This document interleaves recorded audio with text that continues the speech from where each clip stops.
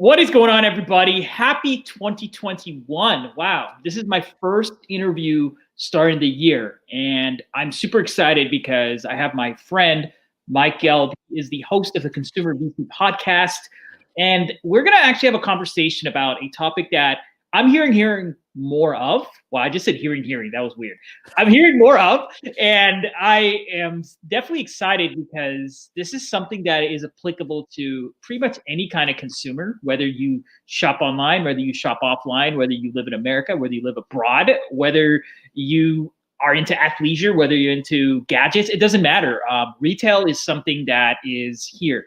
And we're going to have a conversation about the future of retail. And Mike has one of those amazing jobs because he gets to become really smart because he surrounds himself with really smart people. Now, I know he's very smart, but he also gets to talk to some of the most amazing investors and entrepreneurs. And I know he has a kind of a future retail summit coming up later this year or nearly, which I'll talk about with him at the end. But yeah, let's just have a conversation. I want to learn about why the future of retail is such a big thing to be excited about, at least from Mike's perspective. And yeah, let's just go from there. So thanks for joining us, Mike. Ash, thanks so much for having me. This is terrific. Happy No 2021 worries. and finally here. Yeah. I just want to start off in saying I do not have all the answers at all when it comes to future of retail or anything like that. I speak to on my podcast, I speak to folks that are way, way, way smarter than me, that this is much more of a focus point ever for them. So I'm happy to almost like regurgitate some of the things that I've been hearing and some of the things I've been reading about. And yeah, just excited to have a conversation. Awesome. Well, before we jump into it, what is your definition of future retail? That's a great question. I think about it maybe a bit more broadly than other folks. I think about it as retail. So I think going it could be the in-store experiences or the change in the real estate retail landscape, all the way to also the experience for customers or consumers, which is how they shop. And so I do think that it also stems towards technology as well. And when it comes to commerce innovation, I kind of loop that in as well with future of retail. So e-commerce and actually shopping in stores. And kind of everything in between, whether that's, last mile delivery, whether that's, buy online, pick up in store. That's just kind of how I think about it. I like that. What is a area of retail when we talk about future retail, because it's such a broad topic, but what is one aspect of future retail that you have heard a lot of from all these successful people that you've interviewed and even that you've profiled? Like, what is like an area of future retail?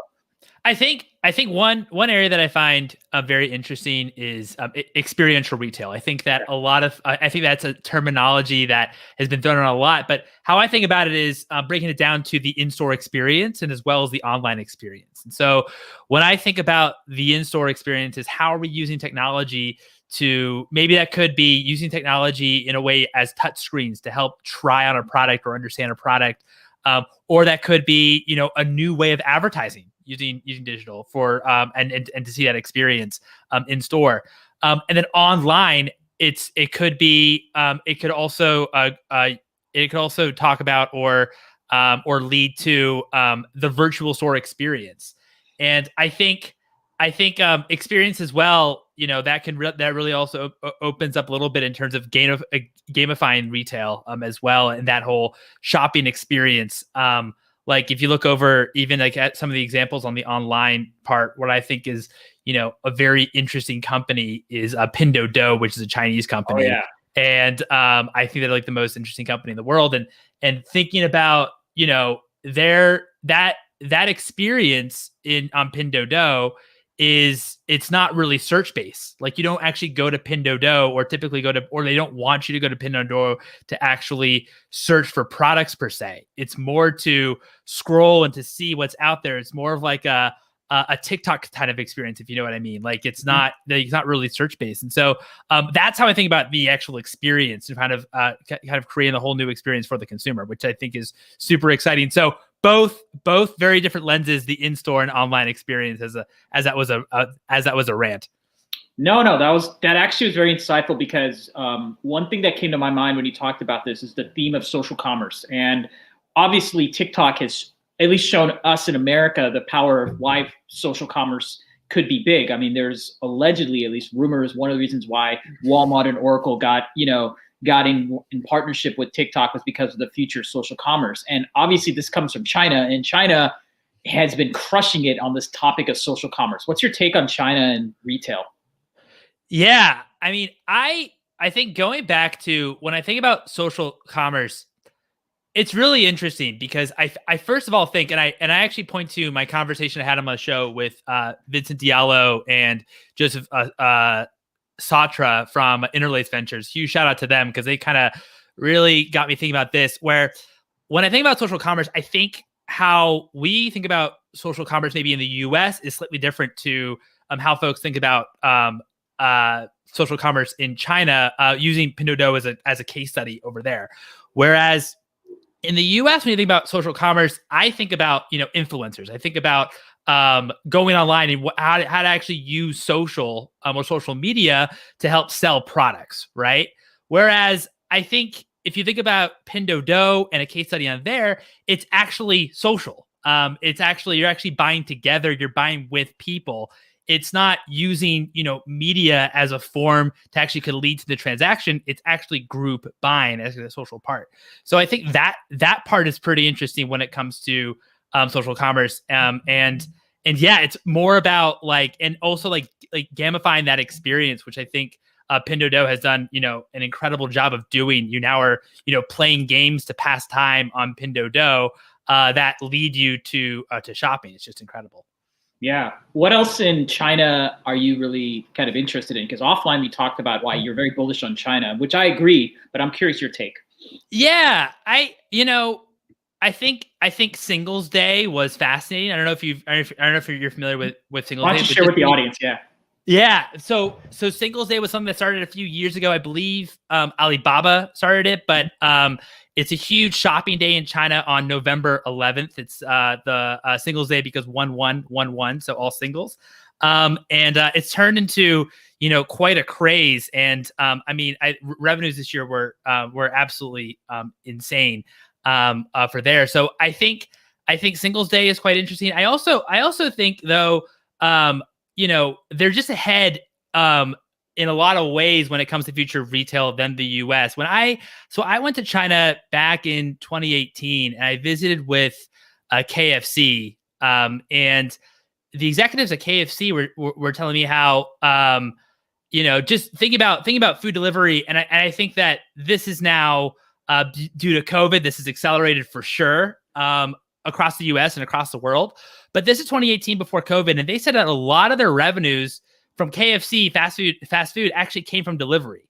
And not just delivery, how I think about delivery, which is you're at your home, be delivered at your home. They are delivering, KFC to people before they enter a train, on the actual train platform. They're delivering it to people, wherever they are, just remotely, which I haven't seen that as much yet in the US. I don't know if you have as well, Ash, but so that's just one example that I'm super excited about to hopefully come to the US. But this, you don't actually need to be in a single location for delivery to happen. You can kind of be on the road, so to speak, for that. So that's just one trend that I'm super excited. And another thing too, in regards to China, I think JD.com, which is, if people are familiar with Alibaba, that's one of Alibaba's big rivals. They did a big partnership with Walmart, I think 3 years ago now. And I always thought that partnership, from what I know, from a limited of what I know about it, because I don't live in China, but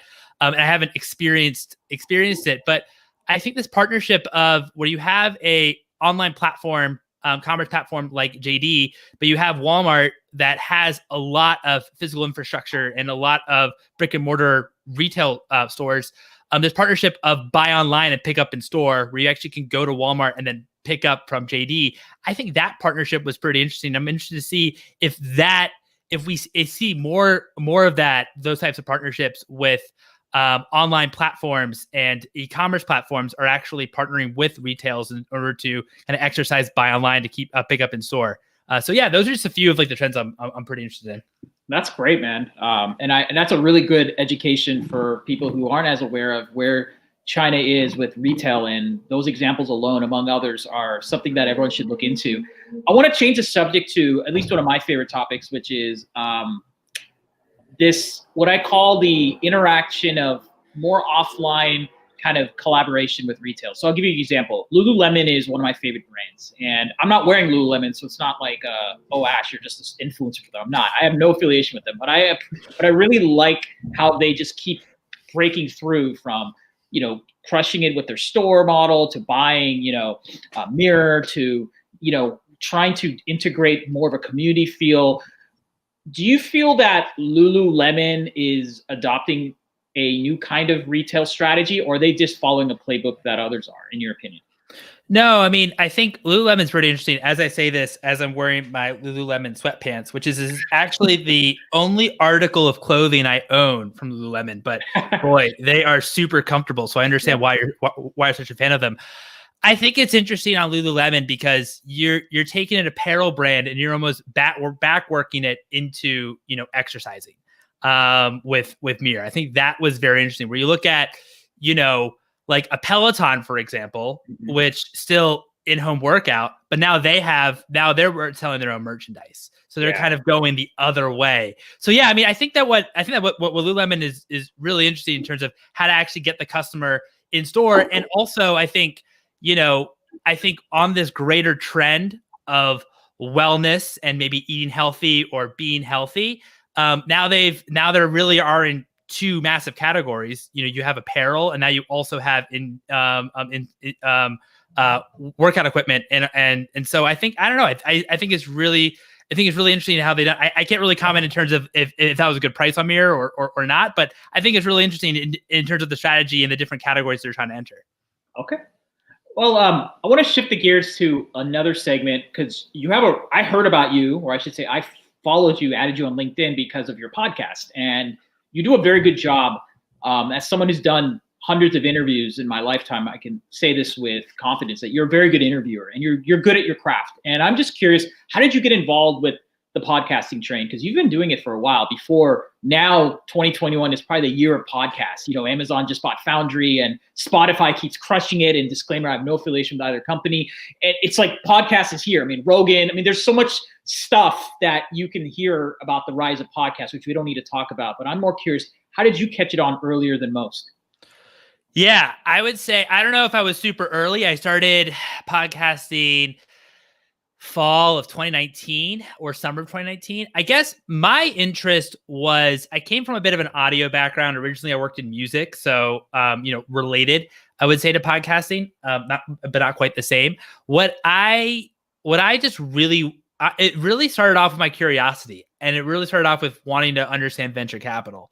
Nice. And so it really, really came from almost just a place of just being curious and wanting to have these conversations with investors and founders. And so I started just cold emailing investors, and on this idea that, also partly on this idea that, because at the same time, Ash, you're probably wondering, why the heck did you start a podcast about venture capital when there's like 60 to 80 venture capital podcasts already there in 2019? Yeah. And it's a great question. And so my, I guess, hypothesis on it was that I felt like a lot of venture capital podcasts really focus on the enterprise side and enterprise SaaS, which makes total sense because a lot more venture dollars goes towards enterprise companies than consumer companies. So it makes more sense that they get a lot more coverage. But I felt like I really wanted to learn consumer. I came from a kind of growth marketing background as well, and really, really enjoyed working with brands. And I really want to understand it. I really want to understand how the top investors invested, and also what the trials and tribulations of that some of these founders have to go through. And so I started just cold emailing investors, and I don't know if I was early in podcasting. I feel like if I started it in 2015 or 2014, then maybe I would be considered early. But I think my whole point was that I really wanted to dive into this niche, which is consumer venture capital, and just try to really honestly help come from a place of trying to help people understand this as well. And I've been very fortunate with the reaction and response from folks that listen, that really just love learning, like hearing these stories and learning. In terms of like as a host, I don't really know if I'm a very good host, to be honest. I think that there's a lot more things that I can be that I can do that are that's better. But I think at the same time, part of the thing about hosting is it's really just, you know, really embracing almost your own uniqueness and personality, right? I'm sure that you can. I'm sure that you can relate to this, since you've done this way more than me. So you have a lot more, probably a lot more comments about this. But I guess I mean, I would love to hear about that from your perspective as well. Yeah, well, the reason why I say you're good is because you come in with this curious student mind. So the best host, I don't care if your podcast, your TV, your radio, your live stream, your YouTube, it doesn't matter what you are. If you're an interviewer of any sort, the best interviews I have found are the ones that come with a genuine passion and curiosity, and they always remember that, yes, you are the star because it's your show, but you also have your co-star, which is the person or group that you're interviewing or you're featuring, and you do a very good job at that. You really break it down, and you also help explain things in a more simplified manner. I think one of the reasons why there was an opportunity for you to break through as with the consumer VC podcasting and whatnot is because you were able to talk about trends and things, or you still are, that I would have to read a Bloomberg or a Business Week, and nothing against them. I love media, but you break it in a more simplified way for people who aren't in the know, but they want to learn about the know. Does that make sense? That's very kind. That's very, very kind. I still think there's a lot of certainly improvement that needs to be done on my part, but that's super, super kind. Thanks so much, Ash, for that compliment. Yeah, I mean, I think it's just honestly like the subject matter, and like my guests make me look so much better than I am, because they're just all amazing people. And so I think that the kind of the important part for those that are thinking about podcasting is just first and foremost, try to make the conversation interesting, right? And try to really, and you can't prepare enough, I would say, and try to make the conversation interesting and really think about really interesting tidbits around them or around either it could be personal, it could be certain trends that they find most interesting, but really understand, what drives them as well. So that's what I'll say about it. Yeah. Okay.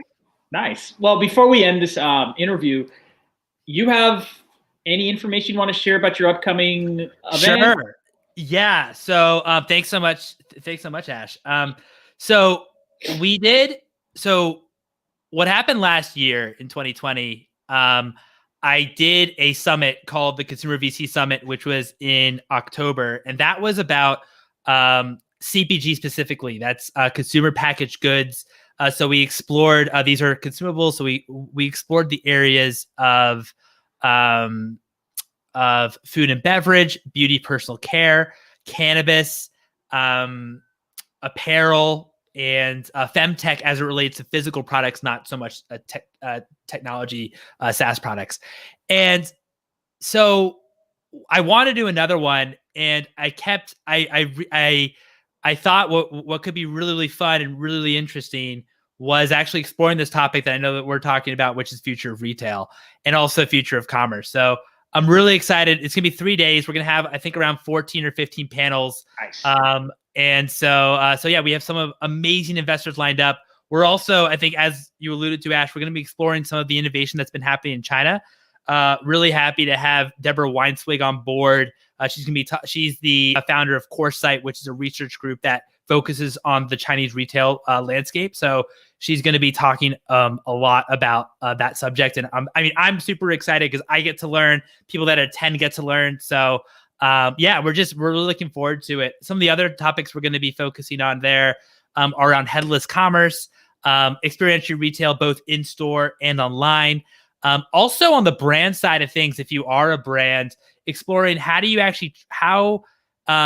kind of get around this friction of trying before you buy when the experience is online. So we're going to be hearing from a beverage company, an apparel company, and a fragrance brand, all around that really had to solve this issue that didn't have the luxury of having samples in store per se, because we're living through the times of COVID. So those are just some of like the topics that we're going to explore. Last mile delivery is another one, and future of grocery. So yeah, that's kind of like the essence, more of like the technology piece of retail. That's awesome, man. Well, thank you for joining us, Mike. And if people want to learn about your podcast, what's the URL? I'll also put it in the comments. Yeah, it's theconsumervc.com. And if you want to check out the summit as well, it's summit.theconsumervc.com. Nice. Summit.consumervc.com. Yes. Perfect. Let me type that up right here. Yeah, man. Well, happy 2021. It's so weird saying that. I'm not used to it yet. I'm not like sad about it. I'm just not used to it. It's cool. I'm just like, oh. I know. I hear you. It's pretty weird. Well, thank goodness that hopefully things can get back to normal soon, whatever that means. But that would be pretty amazing.